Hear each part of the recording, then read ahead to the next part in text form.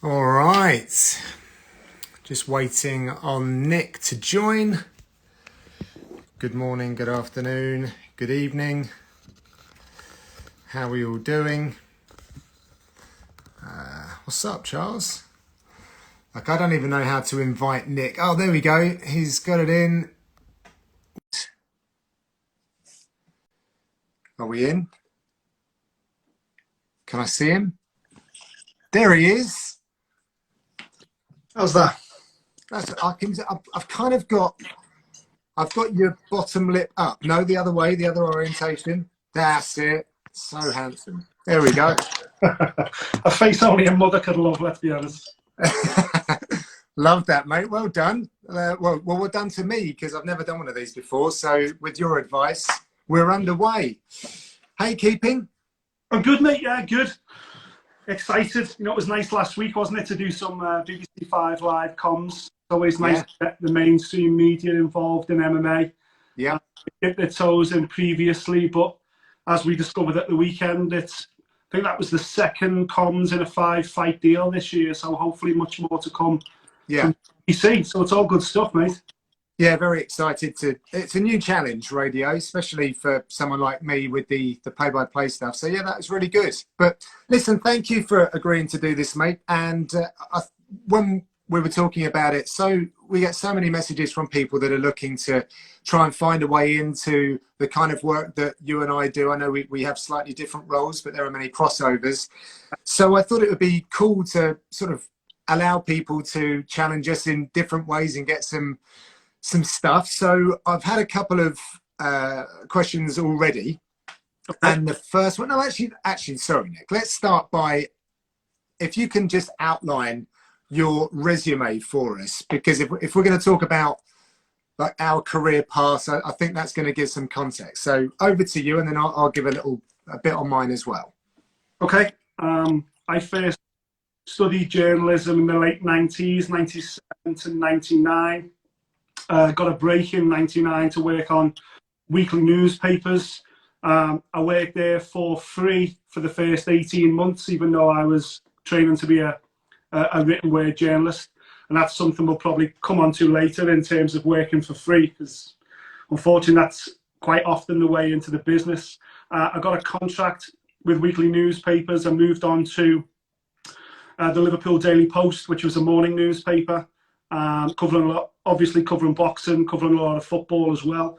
And I spent a year in Australia, came back, got a job at the Liverpool Echo, and spent almost 10 years on the Liverpool Echo sports desk as a writer. I covered football, I was the boxing editor, and that was when I first started covering MMA as well. So that was the mid-noughties. Terry Etam, of course, had got into the UFC at that stage. Well, I covered him just before the UFC, then into the UFC, and then that really began my relationship with the UFC. In 2011, I think it was, I left the Liverpool Echo and moved to London to work for Boxing News, which was a huge thing for me, being a boxing fan and a boxing journalist. Realised a lifetime ambition, work with Tris Dixon, who's got a really good podcast now, Matt Christie, who's the current editor at Boxing News, and thought I was going to be there for a decade like I was in my previous job. And then 6 months in, I spoke to the owners of Fighters Only, which is like the world's biggest MMA magazine. I'd always been a fan of the magazine. In fact, it was something we all at Boxing News look forward to picking up, because it was this full glossy fight magazine. It was the dream, you know. It was a dream to be able to make a magazine of that quality about fight sports. And I always thought they were based in Las Vegas, and I quickly found out they were based in Newcastle. And Gareth A. Davies, who we both know really well, Gareth actually fixed me up with an interview. I went up and met the owners, and by the time I got back to my car, they called me back and offered me the job as editor. Obviously, I jumped at that opportunity, spent 6 years in Newcastle, a lot of time spent in the US as well, covering UFC full time. That's when I was organising the voting for the World MMA Awards, everything else. So really got on the front line of covering UFC. And then in 2016, my numbers are all over the place here. But 2016, I was still at Fighters Only. I started Fight Disciples podcast after meeting Adam Capsule. He was working on a local radio station in Liverpool. We built up a quick rapport, decided to start our own podcast. A year later, we were shortlisted for a national award, and it was basically either jump in and pursue the podcast route. And by then, I was doing bits of broadcasting with BT, with yourself, John, covering UFC as Fighters Only's editor, or it was stick with print. And I decided that it was the end of my time with print journalism. I've done it for 18 years or 16 years, whatever it was, and went full time into broadcasting. And then a couple of awards later, and then obviously much more work with BT and writing, and then obviously the broadcasting with BBC. That kind of brings us up to today. So yeah, it all started basically with a journalism post-grad course, because there was no journalism degree back when I was a kid. And once I did that post-grad course, boom, that was it then. Nice, man. I like that. And you're going to be really valuable to some of the questions that I've already had in for many different reasons. I'll very quickly say my background, very different to Nick's. I was in the city after I did a degree. It was all business for me. I wanted to work in the financial markets, was working in the financial markets. And then decided I wanted to be a TV presenter. I was about 23, I guess. I don't know where it came from. I looked at the lifestyles of the fellas that were on the TV at the time and thought, I'll have some of that. But I actually thought that I would be able to deliver information in an entertaining and informative way. I was in a client-facing role, so that gave me that. So I jacked all of that in. I had a really well-paid job, went to the BBC, worked for free for a little while, then got picked up by BBC Watchdog. Mm-hmm. So that was an interesting little term. I also did things like the Chelsea Flower Show, I think was something that I did, or Hampton Court Flower Show, one of the two, a flower show, very appropriate. And I kept finding myself getting pushed behind the camera rather than getting opportunities in front of it. They actually wanted me to be like the young Roger Cook at one point. I was testing out for that. So if anyone knows anything about Roger Cook, he was a hated man. He would like uncover people in consumer stuff and dodgy businessmen, stuff like that. So that was not what I was gunning for. So anyway, I wasn't really going well for me. I didn't think I wasn't good enough. So I jumped out, went back to the city, the IT bubble burst, and I ended up retraining as an electrician, working in the old man's firm. And that took me, in terms of my work, that took me all the way up until overlapping with my UFC stuff. The only reason I find myself in MMA is because I was a practicing martial artist. I'd been around for a good few years, and through injuries and a few other bits and pieces, I ended up just getting more and more involved in less sort of participation and competition myself, less sort of cornering and that kind of stuff, and more lending my enthusiasm, let's say, not skills because they weren't there, enthusiasm to writing, commentary, and things of that nature. And MMA was very small in the UK at this time, so it did allow me access to be able to do that probably quite easily, which is a big factor, I think, when we're talking about careers and stuff like that. So that really snowballed on. I think I went about my commentary research maybe differently to others. I was actually going into gyms, training at gyms where fighters would be competing on the shows that I would be commentating. That put me in front of Graham Boylan. Graham Boylan, for those in the know, will recognise the name because he heads up Cage Warriors. He gave me an opportunity, did my stuff with them. And from that point, when the UFC came looking to expand internationally, I think the talent pool for play-by-play commentators was very shallow. And I was probably the most regular guy, so I got an opportunity, and here we are today. So not through the front door, which is perhaps, I'd say that Nick, you have gone through the front door most when we compare it. But this is going to be quite interesting, and how we can offer some different insights into how it can work. So first up, I'm going to take a question from Sam Brady. He said, best advice on getting work experience within the industry whilst at uni. I think you should take that one, Nick. Whilst at uni, the best thing to do is, if you're looking for practical experience, contact local promotions, because they're always looking to generate. What you'll find is local promotions, local boxing promotions or MMA promotions, they won't be getting the column inches that maybe a UFC or a Cage Warriors or in boxing at Eddie Hearn would get for obvious reasons. But that's not to say they're not interested in local news. In fact, far from it. What you'll find now is that most local newspapers, local radio stations, they've all been cut back so much budget-wise. They've lost so many good journalists that they're desperate for content. I look at the Liverpool Echo now compared to what it was like when I first started there. It used to sell upwards of 185,000 copies. And now, I doubt it sells 50,000 copies. That's just the way the world's gone. And the staffing levels show that as well. A lot of the content now is generic national news rather than local news. If you can contact local media outlets, i.e. radio stations, newspapers, and nowadays, local websites, like there's quite a few in Liverpool, Liverpool Confidential, Liverpool Live, all cities in the UK and in the world, I'm sure, have got something similar. And offer them free content on behalf of the promoter or on behalf of yourself. There's a boxing show this weekend, whether it's amateur or pro. There's an MMA show going on down the local hall, 2 local gyms. Offer your wordage for free. They're not going to pay you for it, but just say, listen, what I used to do originally was, I'll write it up for you, I'll give you this. All I require is a byline, please. As long as my byline's on there, that's fine. And you slowly build that up. And then likewise with the promotions, contact them and just say, listen, I am on my way to being qualified. This is what I want to do. On your behalf, I'll contact the local media and offer up preview reports and a post-fight report. But on the night, is there anything you would like me to do? I've got an iPhone 10. I would like to put it on my Insta, but I'd be quite happy to put it on your Insta, Mr. Promoter, if you want me to be backstage interviewing the fighters.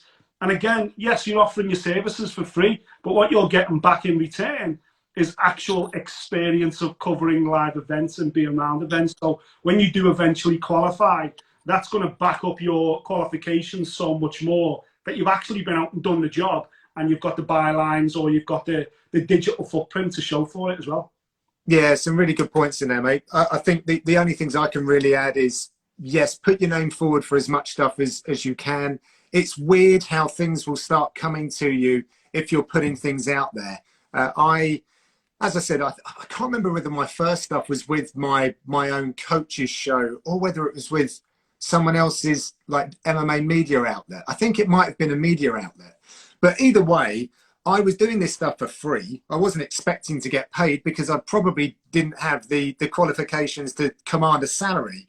And it took a little while before, we're talking, I know people want to know X's and Y's, which is why I'll cut straight to the chase. Like before I started working for the UFC, like the amount of hours that I was putting into this and whatever I was offering, it was never compensating me for that, and that's okay. It wasn't necessarily about that. You're out there just trying to, as you say, get valuable insight. And the other thing you said about joining up with a local promotion, some people talk to me about, how do I get to work for the UFC? Well, unless you've already trodden the boards at a local level, I don't think you should necessarily be worrying about, there's no harm in aiming for the UFC, but right now what you should be looking to do is earn your stripes and walk the boards.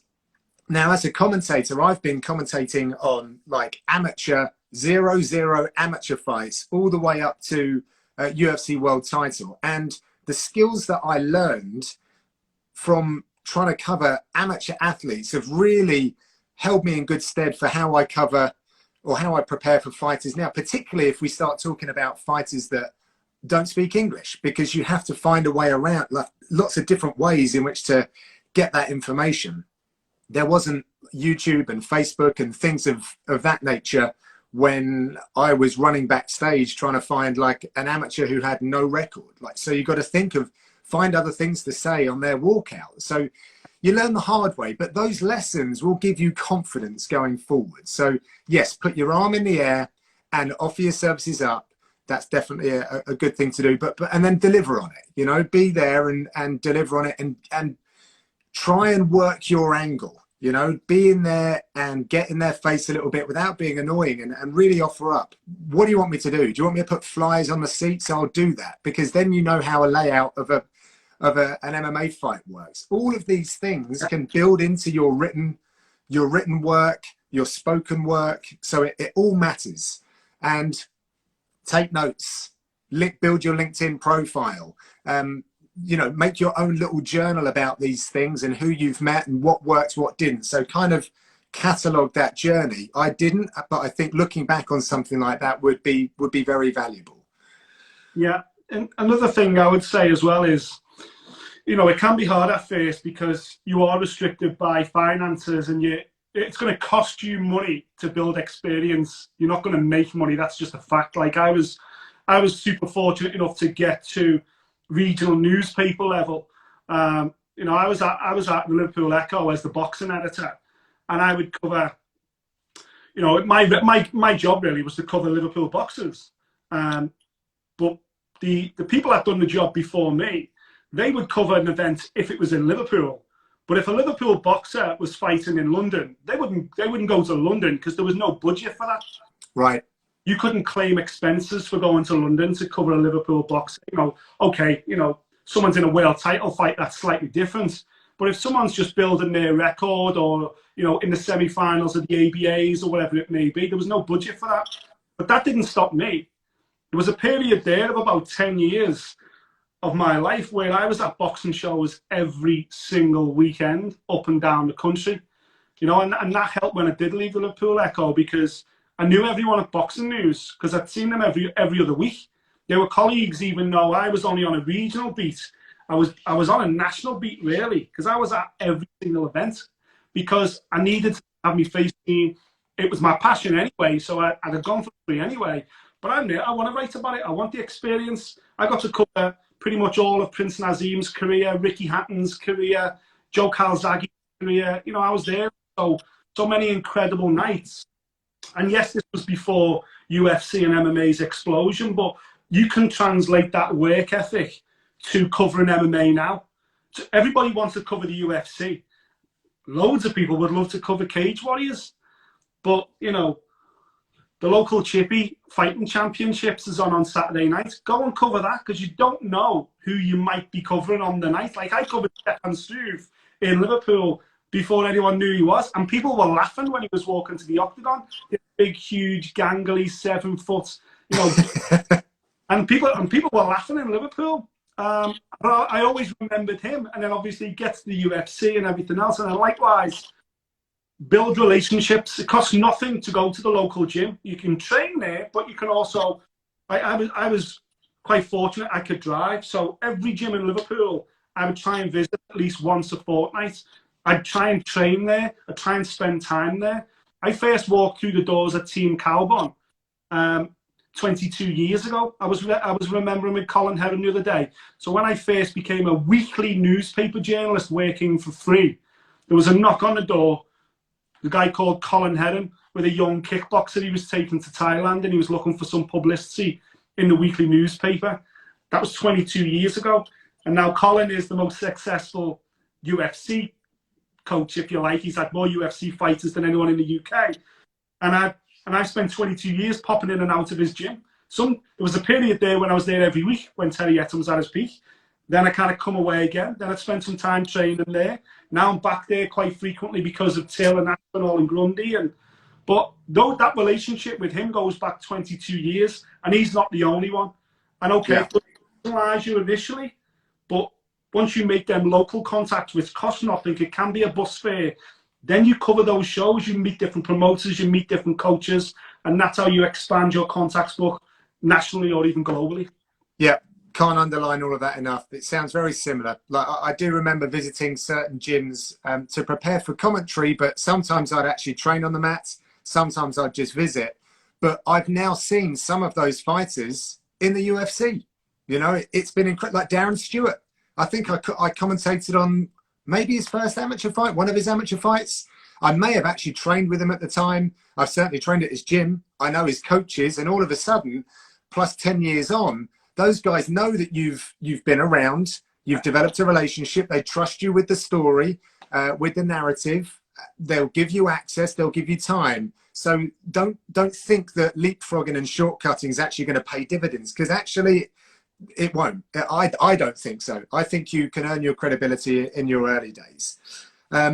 Someone just like Sean asked about whether we've got degrees. You just mentioned you had a postgrad in journalism. I had a business administration degree, terrible, useless degree for what it's worth. But I honestly don't think you need it. No, just on that point, I was supposed to start an English degree and went to the brand new journalism school that had opened in Liverpool to inquire about what courses they did. And they said, go and do your degree, and in 3 years' time, come back and come and do the postgrad course. And I said, okay, yeah, great. And she said, when's your course start? I said, in 2 weeks.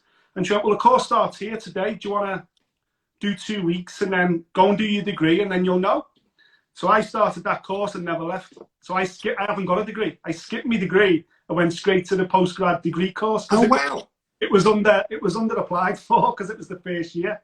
So yeah, I haven't got a degree, but I've got a post degree journalism qualification, which is fucking weird. Oh, that's pretty cool. Oh, nice one. Yeah, but it just goes to show, right? You don't always have to take the most like the grandparents' route. If they say you must go to school, do this, I don't always subscribe to that. Joe was mentioning the IMAF journalism competition, which I know that you've been quite close to, Nick. I've seen it. I've reposted it. I'm not going to sit here and say I know the ins and the outs, but apart from saying that it's a good idea, are there any tips that you can give someone specifically for that course? Yeah, if anybody is keen on that, and I think it's open to anybody that's not a professional journalist right now, under the age of 26, go over to imaf.org. IMAF are the governing body for mixed martial arts, and have a look at that competition. It's for 2 winners. Will go to the 2021 World Championships in Kazakhstan in November, December this year. All expenses paid.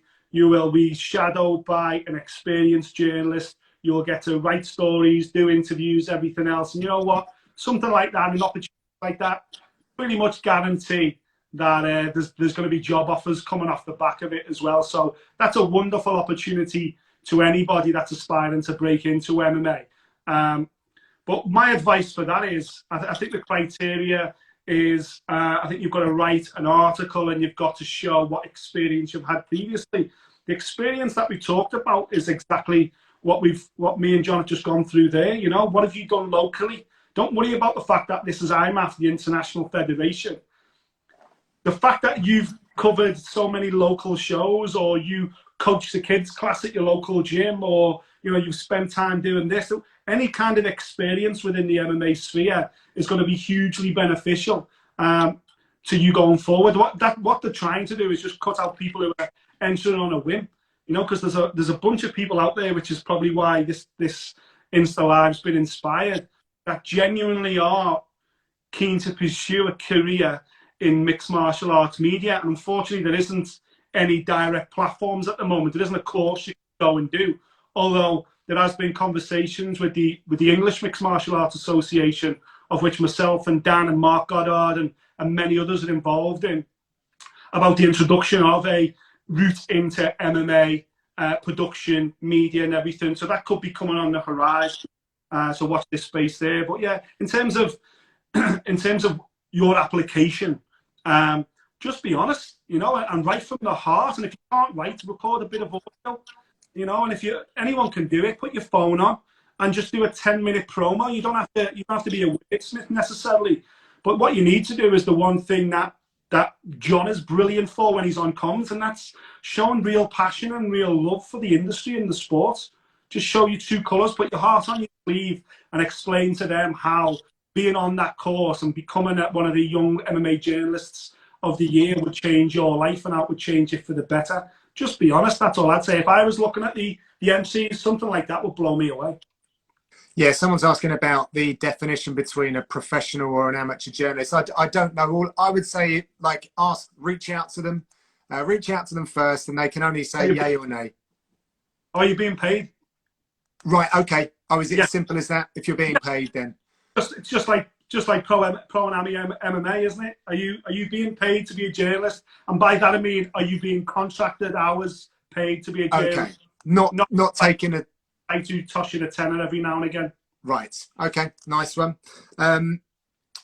Yeah, and one thing I would just say about applying for these things, I'll go all the way back to when I went to the BBC for the first time. I was a guy who was working in the financial markets, but I was desperate to get into TV. But actually, I was so different from all the other media students that were applying for this position. And it was a free position at first, by the way.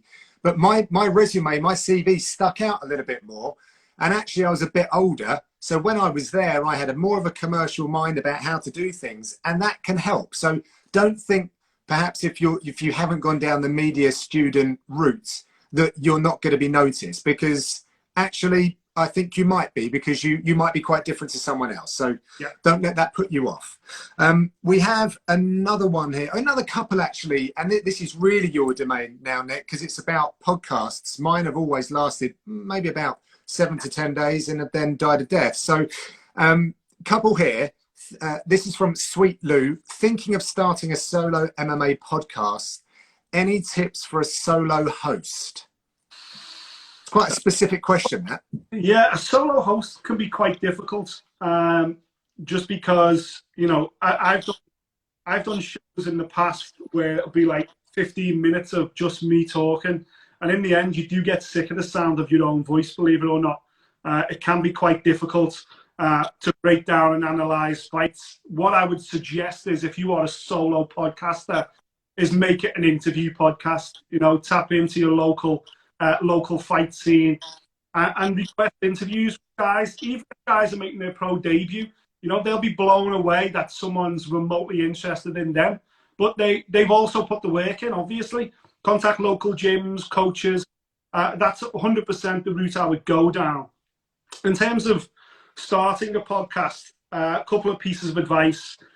Get decent recording equipment. You know, try not to rely on your phone. If you are relying on your phone, invest in a microphone that plugs in at the bottom of your iPhone or your smartphone, just so it is slightly better. Try and download an app which accommodates that microphone rather than just using the basic recording app. And then you need to go through the system of, you know, signing up to a podcast hosting company.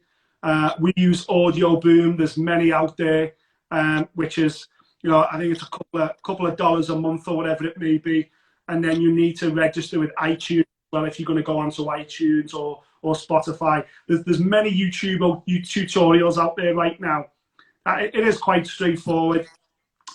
We've spent hundreds of pounds on equipment, and we've spent 50 pence on equipment. So there is no, and we use both. So there is no, like, you know, you've got to have this mic, you've got to have this light and all that bollocks. That's not true at all.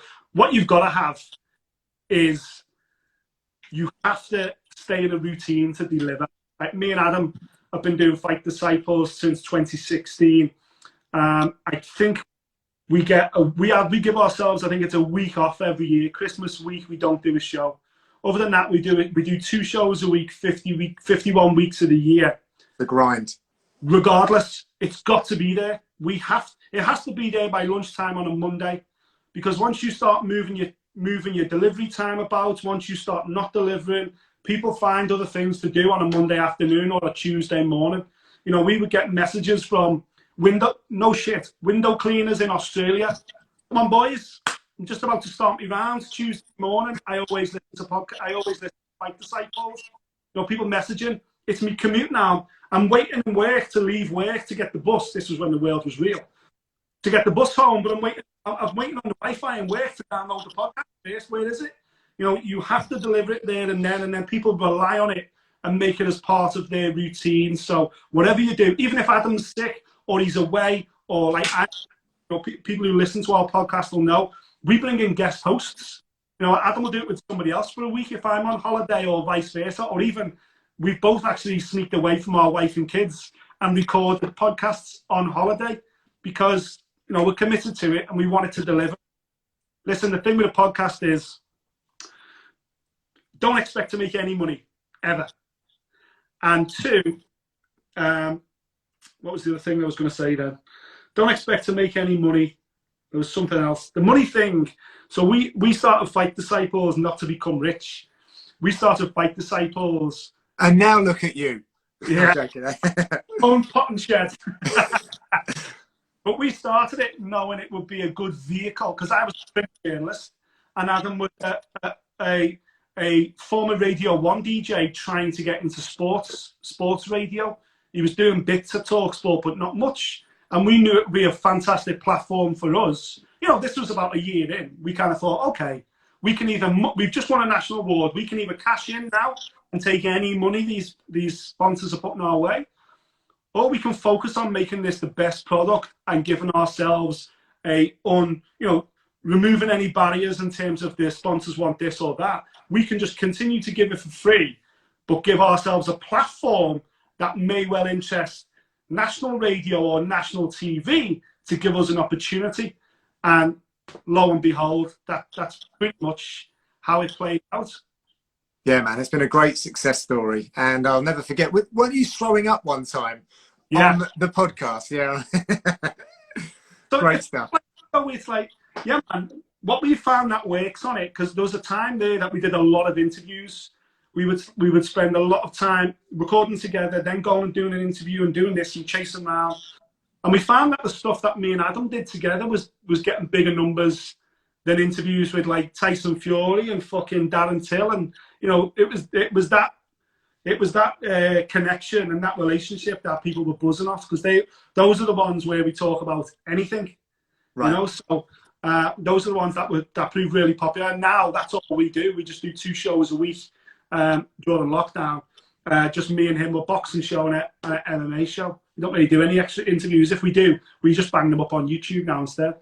Yeah, nice. There was something else. Someone asked, I'm not sure who it was, but they asked how you build an audience. I think you were saying about consistency. That's key.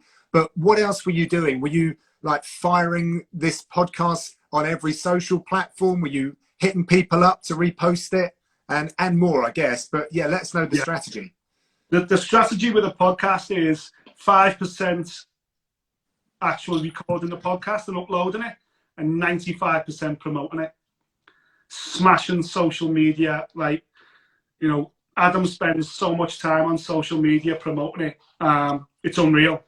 And he's brilliant at it. He's become a bit of a master at it.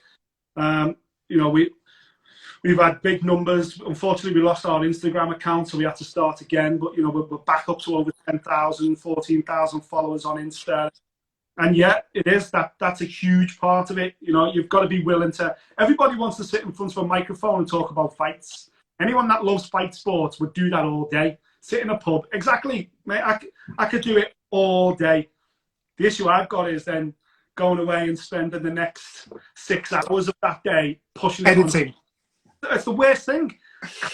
Out, getting that bit, that was funny. Okay, I'll push that on social, blah, blah. It is an absolute nightmare, but it's essential. If you want your podcast to be a success, you've got to fucking tell people about it, because nobody else will tell people about it. Yeah. Yeah. Listen, it's a free way to get your voice out there. It is so easy. Yeah. And we're talking about the difficult, but in terms of your accessibility to an audience, it is so easy to do. And when you do peel back the cover around the different social media, I mean, listen, I'm probably not the age group for it, but like TikTok, for example, they've got like low barriers in order for your stuff to spread like wildfire. LinkedIn is very similar. Instagram, they're sort of they're strapping people down a little bit. Not everything's seen to the same way, but otherwise, YouTube, massive. There are so many different mediums that people can use. You have to be clever about it, but it is the grind. Be prepared for that. I've tried so many podcasts now, and I can't attract a producer to help me out to do it. So don't expect to do that. I'm not saying that I'm special, by the way, but you'd think that, you know, 10 years of being around this and doing TV work for the UFC, I'd automatically be offered that. That is not the case. So go in with an expectation that you're going to have to learn your Audacity or your GarageBand. It's cool to be able to do these things. Just enjoy the process and just get it out there. And that consistency. If I can tell you anything, for all of my failures, it's because I just didn't continue. You have to find a way. Don't look into the numbers. Don't also listen to, like, think carefully about who you get your feedback from as well. You know, people that are in the space that you respect, if you can get their time, get them to listen and feed back to you, and then take that and go on. But don't even think about the numbers for quite some time, and you're just going to have to keep on building, keep on building. Don't even look at your numbers for 2 years. But like somebody, I think it was Gary Vaynerchuk actually. I was listening to a Gary Vaynerchuk podcast, and he was talking about podcasting, and he was talking about, you know, doing a niche podcast. If you're into, you know, flower arranging, or whatever it may be, do your podcast, focus on it. And if what you're saying is original and resonates with people, just bear in mind that you might only have 12 listeners, but one of those listeners might be a producer from a local radio station, or might be a producer from a TV that goes, this guy's takes or this girl's take is original. It's different. I've not heard anyone come at it like that before. This person can talk, whatever it may be. And you never know where an email may come from and an opportunity may come from. But like you said, John, until you try, it's all good and well sitting there and looking at other people's content going, oh, I wish I could make a podcast about MMA. I wish I could write about MMA. I wish I could, you know, be on TV talking about MMA. Until you actually do it and get good at it, no one's ever going to know whether you've got the capacity to do it. So you just got to do it, unfortunately. Yeah. And I'd also encourage people to be creative with your angle as well. I'm not discouraging people from almost using the blueprint that's already out there with, Ariel Helwani's, you guys at Fight Disciples, which would be difficult to emulate, if I'm honest. But, and I'm not just blowing smoke up your backside, but the two of you, as you just said, you're character driven. Yeah. But, you know, try and think about what you're really good at and what you can bring with your own voice, because that's what people will identify with. Authenticity is key. So don't just try and be a parrot in terms of looking at someone else's format and, oh, that's what works, so I'm going to go down there, because that just, I don't think that that's the best way of doing it. Just be yourself. Try and think of your own little angle. I've done it a few times with a few different things. It's just, life for me is busy and distracting, and sometimes other stuff, it just takes my attention, and then these things fizzle away. So I'm a bad example, very bad example. Nick, very good example. What else have I got here? Jordan Gill there, he's just said hello as well. Future world featherweight champion Jordan Gill joining the viewing party. John, tell people, because you do one thing that I don't do, and obviously the presenting side of things and the amount of preparation that goes in. Now, I'm super lucky as I guess you would call me a pundit, an analyst, whatever it may be, personality.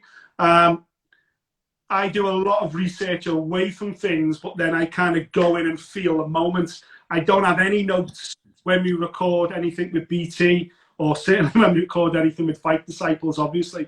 BBC, we worked together on comms last week, and you know, literally, I turned up with a mobile phone because I like to feel the event and just kind of roll with it. But obviously, your role is very different in that you're the captain of the ship. You know, you've got to take us from destination A to destination B, and that takes a ton of work. So whereas I get to rock up on the night, your night starts, what, 2 or 3 days before an actual event, maybe more? But yeah, much further back than that. Like I'm getting onto the UFC about 2 weeks before, like clucking. I'm like, please, I need some stuff now, because as we get closer to it, you know, we all have lives as well, and there's an awful lot that goes into a UFC broadcast. They are different, by the way. The UFC stuff is so heavy on the promotional material side of things that you prep for the fights and the fighters, and then you prep for the UFC show. And just to give you an example, John Anik will talk about this as well. I take somewhere close to 200 pieces of paper into a UFC broadcast. So that's all the promo stuff, the leads, like locker room shots, and then some of them are scripted, some of them are bullet points, some of them I already know. Like I like to be able to know where we're going. So I almost have like an ABC of where we, like a 1 to 100. Every step of the way, I like to know where we are.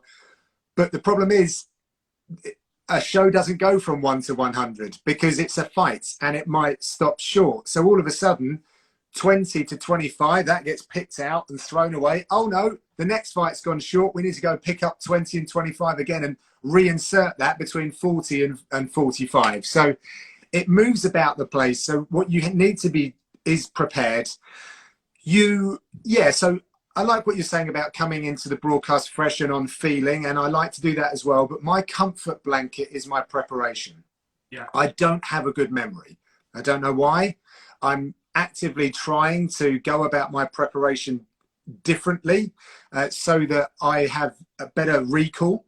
And it did work. The last Fight Island, I did a hit for Fight Pass. What they call Fight Pass. Facebook hits, quick hits.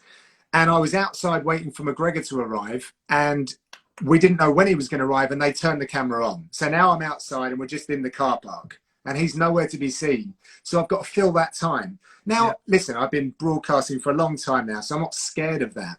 But I want to give you informative stuff, not fluff. And I'd use this technique that I'd read about in a book called Make It Stick, or Make It Stick. And I'd been revising his Wikipedia page through these methods that they lay out for you. And all of a sudden, I was able to fill that time because I could go from 2009 to present day, year by year, and tell you what he'd done, what he'd achieved, who he'd fought, what event it was. So it was a very useful exercise that I actually used on the night, which I wasn't expecting to. So, there's lots that go into it. But, Nick, I love it. I love reading about these fighters. Yeah. I like reading about the fighters as much as I do watching the fights. Genuinely. I'll sometimes come out with there'll be a cracking story about someone, or there'll be a new fighter that I don't know much about. And I'm so excited to be able to tell everyone about that. And I take that as a huge responsibility because I also don't want to get it wrong. Yeah. So I don't want to undersell that fighter. I want them to be more than just Joe Bloggs or Jane Smith that's fighting in a cage. Because they are so much more. And like the walkout for me is an opportunity to do some storytelling, because a fight might only last 8 seconds. And all of a sudden, everything that you've prepared for, you don't get to say. And I'm not worried about that, by the way, but we didn't get to tell the story. Yeah. Now, those fighters might not be too bothered because they just walked away with a performance bonus, and they're going to have all the microphones in front of them anyway. But if we do go 25 minutes, then I'd like to talk about more than just the punch, the kick, the jab. I'd like the stats. What happened in the last fight? Pull that in. Who's in the corner? Why is that relevant? And just everything around it so that we can keep it fresh. So, I'm one of those, maybe because I don't have the greatest of memories. It makes me learn every time, watch back every fight again, because I can't trust that I know the nuances of what happened before. But you got to love that, and I do, and I think that's why they marry up pretty well, and I'm able to do this job. What's your favourite part of the job, John? Is it the comms, or is it interviewing fighters? Like what elements do you get to see? Yeah, they're so different, right? I don't think you can beat fight nights. Fight nights just so unpredictable, and there's like this crazy energy. You feel like you say the wrong thing, your whole career is up in flames, and at the same time you could be watching something that goes down and will stay alight for the embers of time, like the Joaquin Buckley knockout. Like, oh my word, I was there, that close to it. I was able to put a couple of lyrics to it as well, so I'm tied to that moment in a small way. Sorry, Joaquin and UFC, but that's just how it is. So I find that difficult to separate. But I will say one thing: good interviewing and learning how to interview and ask questions properly, that is key. I'm actually putting together a course on that. I will get my stuff together to help people out with that. But if you can ask the right questions and get the right answers, and the answers that other people aren't getting as well, that will set you up. So really think carefully about asking questions. And if you're just sitting with someone and you've got a notepad and pen, you should go to town and listen and really go through that and you, Nick, as a print journalist, you would have learnt that way. Yep. It's very, like, a lot of people, ego comes into it when they're on camera, so the asking of the questions becomes different. It's a conversation, it's not an extraction. Yep. So it's different. But learning how to ask good questions, spend time on that process, because that will stand you in good stead. Everything I come to in commentary is on the back of questions that I've asked, largely. So I'll just leave that point there as well. Doing interviews is, I'm like yourself, nothing beats a fight night, you know, and I've been lucky enough to be ringside for some of the greatest moments in the history of the sport, which I'm thankful for every day. But also having those interviews when you do get something, when you do get a bit of gold, and you're like, shit, this is amazing. Like, I think back to Fight Island last year or the year before. Lerone Murphy had been brought in at late notice to make his UFC debut. Yeah. Nobody had spoken to him. Nobody had even done an interview in the UK before he'd left for Fight Island. It happened so quickly. He come right under the radar.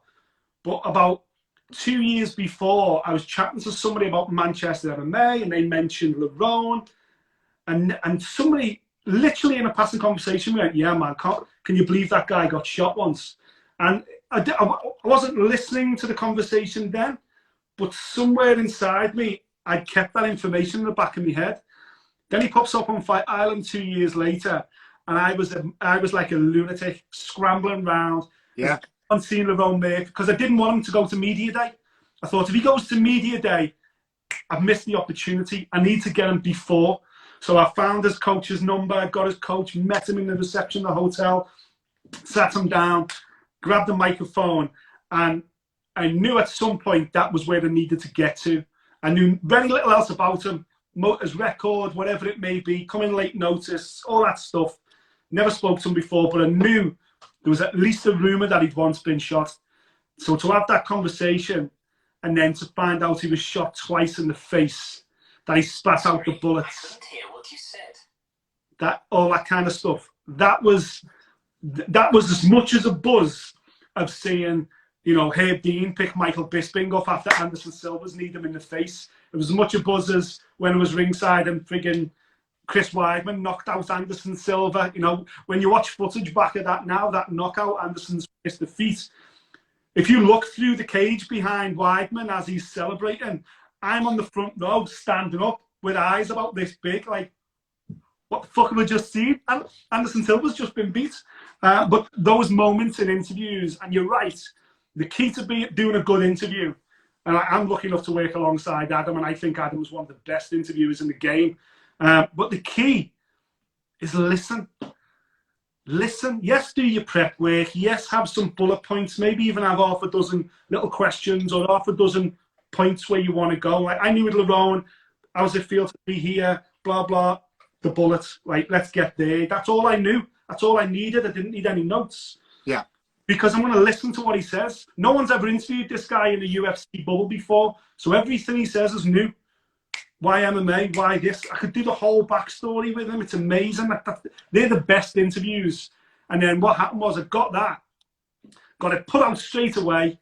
And then I went round the media room, which when everyone was in there waiting to start press day. And I literally went round going, have you seen my interview with Lerone Murphy? He got shot in the face. And everyone was scrambling to watch the interview before he came in. And then everyone jumped on to follow up on that, you know. And I was like, yeah, man. His story's out there now. Anyway, you just get a buzz out of stuff like that. At least I do anyway. Yeah, no, for sure. And I think sometimes you're saying about, like, I'm the guy who prepares loads, but it's more than a few occasions I've gone in with stuff that I want to cover, but the real story has emerged, and that's like, right, none of that matters. Yeah. Because something else has just been thrown up, and that's the real story. I've been walking to the octagon. I've walked past the locker room, and what I've seen in that locker room has then decided how I'm going to open up the cage walk for that fight. Yeah. Like, always be aware, keep these open, that everything, all the senses, it all comes, particularly with commentary as well, because you can describe all of that stuff. But for what we're both talking about with the story, you need to use these. And yes, I echo your, Adam is an expert at this. It takes a long time to get there. And this is why I want to do this little course, because you and I right now, this isn't an interview, this is a conversation. So people think it's not, and even the way that we're both sharing information, but even if I brought you on as a guest, this still for me isn't an interview, because otherwise I'm talking too much. It should be quite vanilla. I should be just getting all the little details from you. What was the name of that establishment you went to for the post-grad, right? And really drilling down, funneling down. So it's a fascinating area. And depending on whether you're on camera, behind the camera, sharing the camera, whether you're just doing it completely off the camera on a dictaphone, it changes the dynamic of whether it's an interview and how to ask those questions. So keep all of that in mind and don't be intimidated by it. Just get out there and get moving with it. Ears must have been burning, John, because we said he was a good interviewer. There he is. He's tuned right in. I should do one of these with Adam as well, because he'd be able to offer so much to this. Maybe this will be a thing. I can get a bunch of us guys from the media to do this. Here's one though, Nick. So Ben Ripley asks, do you still get nervous before shows and broadcasts? And if you do, how have you learned to deal with that?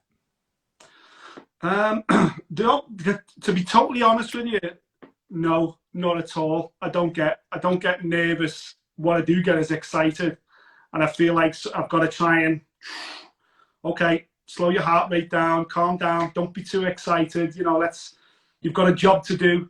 Try and speak, because you're in a different position to me where you haven't really got, or what I would count as a home county style accent. You know, you've got a British accent. I've got a Scouse accent. Now, I believe it or not, I try and turn my accent down. Believe it or not, this is turning my accent down. And I get sick from it from other Scousers who like, look at him, thinks he's from Southport, this fella, he's all posh on us. That's just because I want to try and, you know, I want people to understand what I'm saying. You know, people see when I stood up at the press conference with Connor and Dustin. Yeah. I had the fun about being the commissioner and the tournament and everything else. As soon as Connor said I'm in, if you watch it back, and I have and cringed many times, I get super excited and go all Scouse on him. And I'm like, and I just start looking, and that's why Dan Hooker's like, I've got no idea what that guy just said. You know what I mean? So I've got that at the back of my mind where I need to slow down, not speak so fast, try not to get too excited. But in terms of nerves I don't get nervous about the content, because someone's asking me to talk about the thing I love most in the world other than my wife and kids. Like, we're so blessed that our job is our absolute passion in life. You know, fight sports I would watch and talk about fight sports all day, every day for free. So the fact that someone's willing to pay me to do it, I'm going to enjoy it, because in 5 years' time, these opportunities might not be there. You know, so I'm enjoying the ride right now, and long may it continue. And I absolutely love it and live every moment. Every opportunity that I get covering UFC, whether it's on radio or TV or whatever it may be, I pick myself and I'm like, yeah, man, I'm going to enjoy this even more than I enjoyed the last one, because it's amazing. I love it. Well, I'm gonna say to was it Ben that asked that? Ben, yes, I do. I'll be quite honest. I don't struggle with anxiety and things of that nature, but I will say that I take a lot of comfort from the prep. Again, going back to that whole preparation, if I don't feel like I've prepared well enough, little bits of doubt creep in, because I feel so strongly about representing the sport and the athletes, and now the UFC or Cage Warriors or Shock and Awe or KO, whoever it was I was working for before. Like, I'm the mouthpiece, I'm at the spearhead. Behind me are so many people that have worked towards this production, and I do take a sense of responsibility, rightly or wrongly, probably putting too much pressure on myself, but it keeps me from not ever being complacent. It keeps me at my laptop or my Mac cranking out the scripts, making sure they're good, doing the research, watching the fights. And there's lots of things that come into it. I feel like the UFC is such a big deal for an MMA fan, and I'm an MMA fan first. So to hold their microphone and to know that I've got thousands of people that would want to be in that seat, I've got some of the biggest, names sitting next to me. It's incredible stuff. So yeah, I take pride in that, and with that comes some butterflies and nerves. But I think they're healthy. They are healthy. But one thing I would say, people should look at this response and how you and I are maybe at different ends of the scale, or not different ends away from that center point. Yeah. And that's okay. It's okay to be both. It's okay to be completely comfortable in front of the camera, but it's also okay to be nervous because you want to do well, as long as it doesn't inhibit your performance. Yeah. And that's kind of key. There's always stuff that I'm looking to work on and get better at. And my mood might be affected on the day. I might be super tired, which is therefore making me a little bit more emotional about how I might perform. But acceptance, a great man who may be watching this told me about acceptance. And I've learned to accept the situation. Sometimes things are not within your control, so you have to roll with whatever there is. But I'm always, like a fighter, I approach everything I do in this like a fighter. I want that perfect performance. Yeah. I want everything that I've learned I want to bring that into what I'm doing. That's how we as martial artists operate. So that's essentially the answer to that one. But I'm really pleased that you have a different take to what I do, because I think that shows people that you and I, who have been broadcast on BT Sport, we are feeling different emotions when that camera light goes red, and it can fit everyone in between and either side of us as well. So it shouldn't put people off by any stretch of the imagination. I think now I'm going to press something here. Oh my word. Right. I'm just having a look at some of these things here, mate, with these questions. Harry Dalton asks, have you ever been starstruck doing an interview, and how did you get over it? Have you, John? I had an intimidating moment with Anderson Silva. So what people don't always know about is I do a lot of producing work for the UFC. So the pre-fight interviews that you see when they're sat down kind of looking off camera here with the orange globes behind their back going, tonight I'm going to knock him out within 30 seconds, that kind of malarkey. If I'm working the show, it's highly possible I'm actually the person that they're looking at. And when Anderson was fighting Bisping in London, I was asking those questions. And we were going through a translator, and I'm not kidding you, Anderson was stone-faced, didn't blink, and was staring into my soul the whole time. So I'd ask the question, and then his manager and interpreter would be doing the translation, and he was just like that. Like, Bert, like, how dare you ask me that question? He looked proper moody. And then I was just like, just don't show your fear. Don't show your fear. Just keep a straight face. And then I waited till Ed had then communicated it back, and then Anderson gave his response. And the weirdest thing was, we went from that to then the shadowboxing sequences, and Anderson was dancing, messing around. It was just, I don't know what that was, but I know that afterwards he was cool. But in that moment, I was just like, don't show any fear. Don't show any fear. Just Anderson Silva. Don't break it. Just smile and just carry on. So yeah, that for me, that was a pretty intimidating moment. I think I've had one on UFC for a while. I interviewed Mike Tyson, and I was very nervous going into it, but the way I got around it was I started talking about something that I was comfortable with, and that was talking about what Mike Tyson's career and the impact his career had on me and his journey. So I kind of, you could say I started the interview by massaging his ego a little bit. So then straight away, he's smiling. He's on board now. He's bought into the fact that, one, you know about his career. You followed him a long time. You know, yes, there's a bit of adulation there, but that's not necessarily a bad thing when you're interviewing a superstar. So, you know, he kind of straight away he was smiling then and broke down, and then suddenly you get into a little rhythm, and that really helps with when you're interviewing guys, you know, who are famous. I don't necessarily get nervous anymore, but what I've found now is that I'm at a stage in my life with young children that a lot of fighters have got young children as well. So there's quite a lot. Even though I've had children relatively late in life, in my late 30s, you'll find that most fighters have children in their early 20s, because all they do is fight and fuck. That's all they can do, because they don't go out drinking. They just, you know, make babies and become the best fighters they can be. So that's finding a common ground in an interview is always nice as well. And, you know, obviously it goes without saying, never, ever, ever, ever, ever start any interview with any of the original how's camp, who've you been sparring with, what's your game plan, all the shite that every fighter hears every single time. Stay as far away from that as possible until the last possible moment, if you have to even ask that. Yeah, exactly. There's a gentleman called Paul, who keeps asking about how to develop contacts within the UFC. I don't know what your context is, Paul, but one thing I would always say, and it's just simple kind of sales techniques, LinkedIn is a wonderful resource.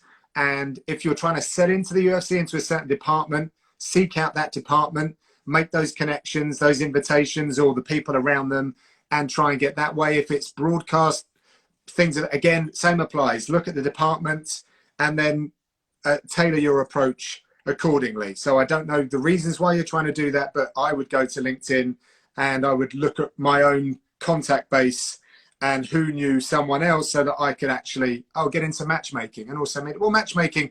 So you need to get closer to the matchmakers. But managers are very good for you, and other promoters.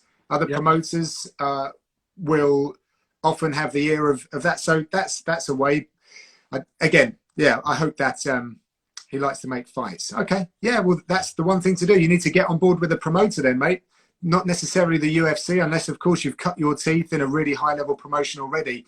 All of these things, they're all relevant across the layers in whichever aspect you're going for. If you prove that you're as good as Ian Dean at Cage Warriors, then maybe they'll give you a shot, because Ian's always probably needing a hand. But those guys at the UFC have an incredible job, but they have been the former WEC, long-time UFC, and then LFA, I think, Mick was with. So they've done great work. They've proven themselves. I'm not saying you haven't, Paul. I'm not sure what your surname is, but yeah, you need to have a body of work to go there. So why not look at some of the other promotions that you can help do matchmaking for? So I think we've done an hour, Nick. So thank you very much, mate, for all of this. There were just one or two more. Best piece of advice you've ever been given? Best piece of advice. Probably something from me nan. Treat people the way you want to be treated. You know, I'm just into my 40s now, but you know, are you? Yeah, exactly. If a teenage lad, you know, serves me a Diet Coke, I'll call him sir. I've always addressed people like that. I always, you know, never forget your manners. You please, your please and your thank yous, and yeah, man. Every job I get, I'd like to think that the people I work with, no matter what sphere, the takeaway from me is that I'm someone who's good to work with, that's positive in and around set or whatever it may be. I always try and bring my A game. You know, if I'm told to be somewhere on time, I'll be there on time. Like the super little things, but you know, at the end of the day, I do feel like I'm in a privileged position. Yes, I have worked 20 years to get to this position, but I think it's the fact that work, you know, the work I've put in has offered me these opportunities. The opportunities only keep coming because I'm committed, and you know, I'll do whatever it takes to deliver what I can see as the best possible product. So yeah, man, just, I don't know, in terms of advice, I guess that's it, really. Yeah, that you can never go wrong there. And just to sort of give a couple of little anecdotes on the back of that. So when I was working as an electrician, like I'd have people not let me use their toilet in their home. Like, that's how I was treated. And Yeah. it made me feel horrendous. I'll never forget that person and that address. You know, Yeah. I'm not good enough to go for a wee in your toilet. Like, really? That's horrendous, let alone anything else. I mean, that's just a simple request. And that happened to me on more than one occasion. So I've worked in a boardroom, I've worked on building sites, and now I'm doing TV work. And you can never swap out how you treat other people. And I got my job at the UFC. I got my inroad through contacts that I'd worked with previously. If I'd have been a dick previously and thrown my weight around or thought I was someone that I wasn't, I would never have had a warm reception on that call when I made that call. And they probably wouldn't have gone to the effort of helping me meet the necessary people in order for me to even be in a position where I can put my show reel in front of them.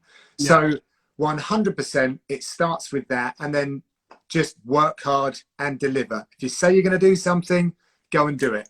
And that is a good place to leave it, I think, Nick. Absolutely. Nice, mate. I appreciate this.